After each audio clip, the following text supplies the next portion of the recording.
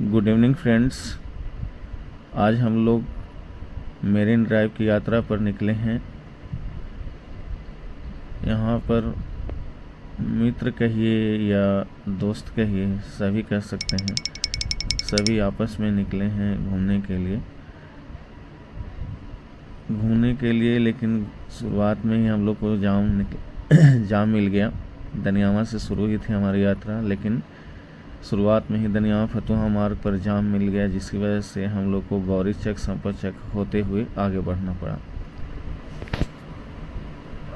आगे बढ़ने के बाद वहाँ पर भी जाम मिला गांधी सेतु के पास। तो साइड से होते हुए हम लोग आगम कुआं के रास्ते यहाँ पर पहुँचे हैं। मेरिन ड्राइव की यात्रा हमारी शुरू हो चुकी है। अभी हम लोग गाय घाट के पास हैं। बहुत ही सुंदर लगता है। बिहार सरकार का ये प्रयास बहुत ही अच्छा लगता है कि अब किसी दूसरे शहर वाले को हम ये कह सकते हैं कि बिहार में भी कुछ अब ऐसा है जिसे नकारा नहीं जा सकता है। सच बात है, नकारा नहीं जा सकता है। ऊपर से इस तिरंगे के कलर में बल्ब को पोस्ट के चारों तरफ लगा दिया जाना बड़ा ही सुहावना हो जाता है और एक राष्ट्रीयता का भाव भी दिल में पैदा करते रहता है। लोग यहाँ पर आते हैं तो एक एहसास होता है कि चलो एक ऐसे जगह पर जा रहे हैं जहाँ पर राष्ट्रीयता का भाव पैदा होता है। और एक अच्छी बात बताएं दोस्तों, इस तरह के तिरंगे को देख लेने से मन में यदि कोई गलत गतिविधियाँ भी आते रहती है ना, तो अपने आप शांत हो जाता है, समझे। और ये मेरिन ड्राइव जो बनाया गया है वो इसलिए बनाया गया है ताकि हर तरह के लोग, हर वर्ग के लोग बिना किसी भेदभाव के एक जगह जमा हो सकें। यहाँ पर मूल रूप से युवाओं का आना होता है और युवाओं के साथ जानते हैं, युवा का मतलब है लड़के हैं, लड़कियाँ भी हैं। लड़कियों पर बहुत सारे फप्ती कसने वाले लोग होते हैं या फिर उन्हें क्रिटिसाइज़ करने वाले लोग होते हैं, उनके साथ छीटाकशी करने वाले लोग होते हैं। तो वैसे लोगों के लिए तिरंगा लगाया गया है। शायद यदि तुम इसे देखोगे तो एक मन की भावना पैदा होगी कि नहीं, हम कहीं ऐसे स्थान पर हैं जहाँ पर ये सब उचित नहीं है। सही बात है। ये हमारी यात्रा कार से हो रही है तो शीशे के उस पार सब कुछ हम लोग को देखना है, तो थोड़ा चमकने की समस्या हो रही है। चलिए, इससे कोई बात नहीं है। देखिए हमारे सामने के तिरंगा भी आपको दिख रहा है। मैंने हर जगह तिरंगा है, एक एहसास है राष्ट्रीयता का। तो हम लोग की यात्रा शुरू हो चुकी है गायघाट से और हम लोग निरंतर आगे बढ़ते चले जा रहे हैं। अभी संभवतः हम लोग पीएमसीएच के पास हैं। बिहार सरकार ने मेरिन ड्राइव जो बनाया वो एक तरफ युवाओं को तो आकर्षित करने का साधन बना ही, साथ ही साथ बिहार सरकार का ये प्रयास इसलिए अच्छा माना जा सकता है क्योंकि उत्तर बिहार के लोगों को पीएमसीएच तक आने में बहुत सारी समस्याओं का सामना करना पड़ता था। आए दिन महात्मा गांधी सेतु पुल पर तो आप सुने ही होंगे कि विशाल जाम लगता था। विशाल जाम का मतलब आप समझ सकते हैं कि रात भर आपको उसी में लगे रहना पड़ जाए। और फिर स्टीमर और नाव की यात्रा मैंने नाव भी इतनी व्यवस्था नहीं की गई है कि लोग उस पार से इस पार, स्टीमर जैसे कोलकाता में होता है, इस पार से उस पार जाने के लिए स्टीमर की व्यवस्था की गई है।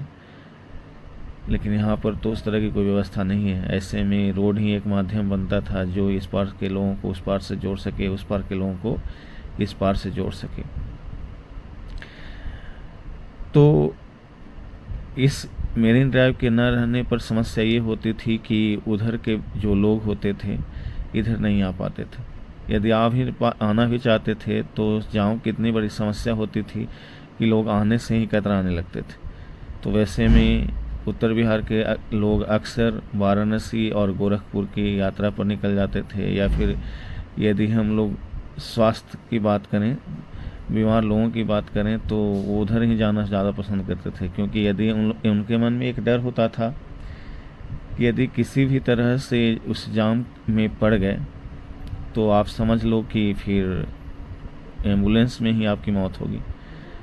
तो इन्हीं बातों को ध्यान में रखकर नीतीश कुमार और परिवहन मंत्रालय बिहार सरकार का ये अहम योगदान सामने आया और मुंबई के तर्ज पर यहाँ पर भी गंगा के ही किनारे किनारे एक सड़क निर्माण की प्रक्रिया चालू हुई और ये लगभग 10 सालों का प्रयास है। लेकिन अच्छी बात ये भी है कि 10 साल से नीतीश कुमार ही हमारे मुख्यमंत्री हैं, तो ऐसे में तो आप दोनों सोने पे सुहागा कहिए इस चीज़ को। नीतीश कुमार ने इस परियोजना को अपने स्वप्न के रूप में सजाया और उसे पूरा करने का प्रयास भी किया है। अभी तक तो गाय घाट तक ये शुरू हो चुकी है और इसे आगे भी बढ़ाया जा रहा है ना। तो इस चीज़ को देखिए कि मेरिन ड्राइव के होने से क्या हुआ, तो बहुत सारे जो रेहड़ी लगाते थे छोटे वर्ग के लोग थे जिन्हें एक तरह का यहाँ पर रोज़गार भी मिल गया। प्लस सबसे पहले कि हाँ हम लोग बात कर रहे थे स्वास्थ्य की, तो बीमार लोगों को, उत्तर बिहार के लोगों को एक समस्या थी कि बिहार के सबसे बड़े अस्पताल PMCH तक उनको पहुँचने में बहुत दिक्कत होता था। तो मेरिन ड्राइव इसलिए बनाया गया है कि महात्मा गांधी सेतु पुल से उतरें और डायरेक्ट इसके रास्ते होते हुए PMCH पहुँच जाएं। उसी तरह से JP सेतु पुल जो छपरा, सिवान, गोपालगंज का रास्ता आसान करता है, वो भी उधर के भी लोग आसानी से JP सेतु से उतरें और डायरेक्ट कहाँ पर चले आएँ, तो PMCH पहुँच जाएं। और PMCH पे तो हेलीपैड भी बनाने की प्रक्रिया चालू हो चुकी है। इसका मतलब ये है कि यदि एम्बुलेंस को यहाँ तक पहुँचने में दिक्कत होती है तो डायरेक्ट एयर एम्बुलेंस होगा जो डायरेक्ट मरीज़ को कहीं से भी उठाएगी और डायरेक्ट PMCH तक पहुँचाएगी। यानी कि लगभग 1 घंटे में पूरे बिहार से कहीं से भी मरीज़ को लाकर PMCH में भर्ती करवाया जा सकता है, उनका बेहतर इलाज करवाया जा सकता है। तो सबसे अच्छी बात है कि उनका अच्छा इलाज होगा और सभी वर्ग के लोगों तक इलाज आसान हो जाएगा पहुंचना। तेजस्वी यादव का एक बार हमने वक्तव्य सुना था कि हमारे यहाँ सड़कों का विकास इस तरह से किया जाएगा कि पूरे बिहार में आप कहीं भी चाहे कितना भी दूर हो 4 घंटा से ज़्यादा आपको पटना पहुँचने में नहीं लगेगा। और सही बात है, इनका प्रयास सफल होता हुआ दिख रहा है। उधर रिंग रोड भी बन दिख रहा है। रिंग रोड के बनने से ये हो जाएगा कि आपको पटना में आए बिना ही आप पटना से आगे जा सकते हैं, चाहे पटना को बिना टच किए हुए ही यदि शहर से बाहर निकल सकते हैं। इससे क्या होगा कि पटना के जाम में आपको फंसने का मौका नहीं मिलेगा। तो जाम की समस्या का निजात दिलाने के लिए इन सड़कों का निर्माण कराया जा रहा है। बहुत अच्छा लग रहा है। और पटना के बारे में दोस्तों एक अच्छा चीज़ या नया चीज़ कहें, आपको पता होगा कि अशोक की ये नगरी थी और अशोक ने ऐसे स्थान पर अपनी राजधानी को बसाया जिसे आप गौर करेंगे तो एक द्वीप के रूप में देखा जा सकता है, जो चारों तरफ से पानी से घिरा हुआ था। और अचरज की बात आपको ये होगी, यदि आपने यात्रा अलग अलग शहरों की है तो एक बात को आपने गौर किया होगा कि पटना शहर में प्रवेश करने के लिए आपको सबसे पहले किसी न किसी तरह से एक पुल से गुजरना होगा।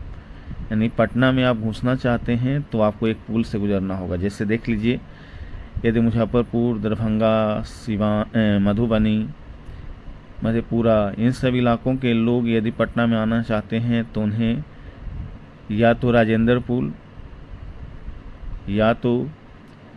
पुल बेगूसराय की बात कर रहे हैं हम, या फिर महात्मा गांधी सेतु पुल पार करना होगा। यानी गंगा पर बने इन दोनों पुलों को पार करना पड़ेगा, तभी वे शहर में प्रवेश कर पाएंगे। फिर देखिए, यदि आप नवादा, बिहार शरीफ या झारखंड के इलाकों से पटना में आना चाहते हैं तो उन्हें फतुहा से होते हुए 4 लेन से होते हुए पटना में प्रवेश करना पड़ेगा।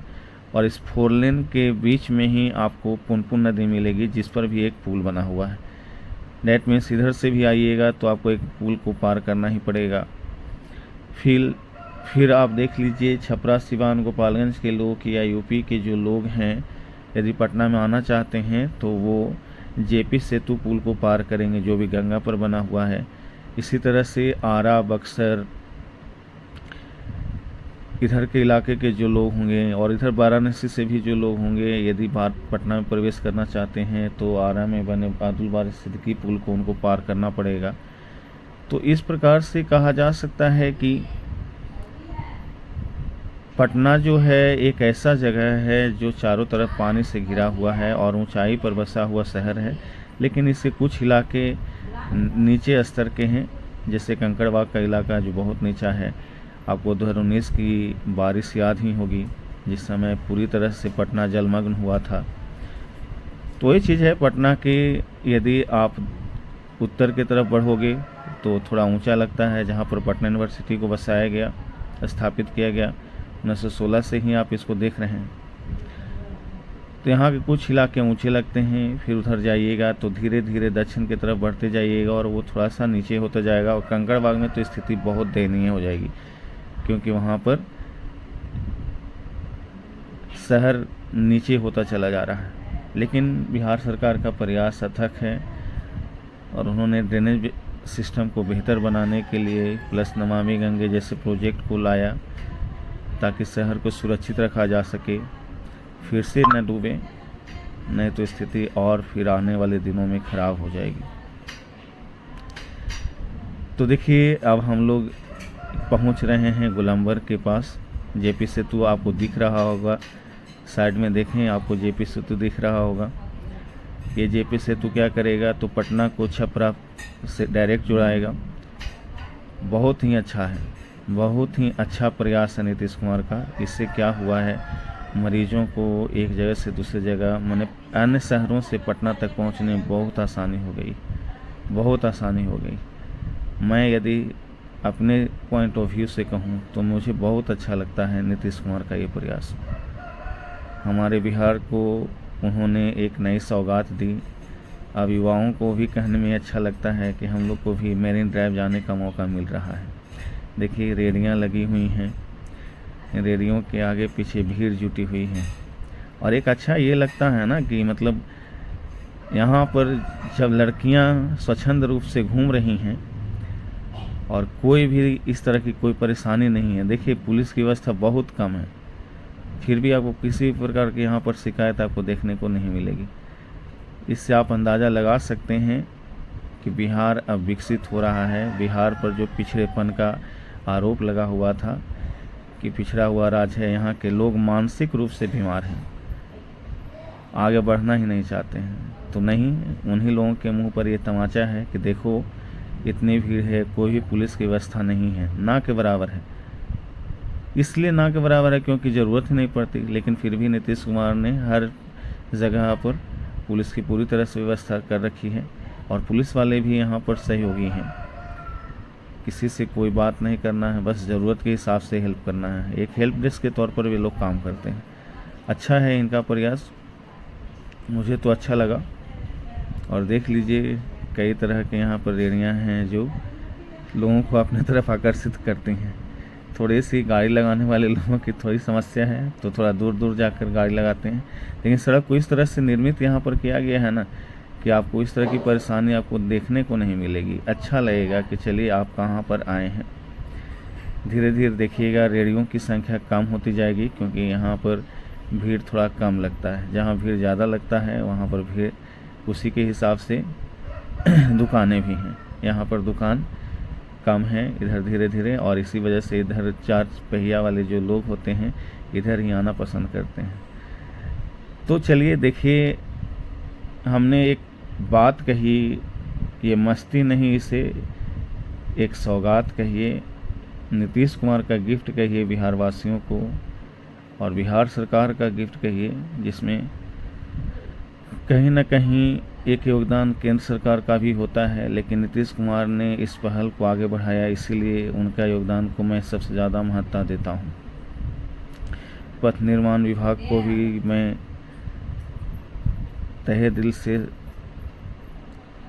स्वागत करता हूँ, या फिर उनका समर्थन करता हूँ कि आप आगे के दिनों में भी इसी तरह का प्रयास जारी रखें। और सिर्फ पटना ही नहीं, अदर ज़िलों को, मैंने दूसरे ज़िलों को भी आगे बढ़ाने का प्रयास होना चाहिए। बिहार की एक समस्या ये भी है कि पटना के अलावा कोई ऐसा शहर नहीं है जिसे पूरी तरह से विकसित किया गया हो। तो पटना के अलावा हमारे भी अन्य शहरों को विकसित किया जाए ताकि लोग आकर्षित हों। अभी राजगीर की तरफ प्रयास किया गया है जो कि बहुत अच्छा है। ठीक है, वीडियो ख़त्म करते हैं, आगे फिर मिलते हैं।